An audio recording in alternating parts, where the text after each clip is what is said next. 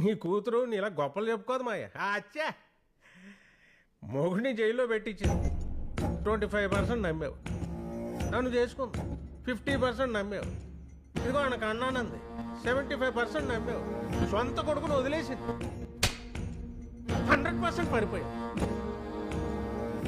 ఒక తల్లి కొడుకును కాపాడటం కోసం ఏ ఎండుకన్నా వెళ్తుందని నిరూపించింది. అమ్మో సామాన్యురాలు కాదు మా నీ కూతురు.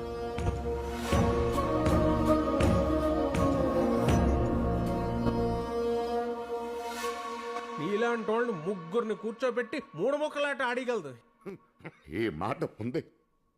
అయినా ఓ 70 ఏళ్ళు దాటిపోయాక మాయా నీలాంటి వాళ్ళు బతకూడదు. ఎగ్జిట్ ఇచ్చేయాలి. ఇచ్చేస్తేనే అందరికీ మంచిది. చచ్చిపోమాయా నా మాట తాతయ్య జాగ్రత్త.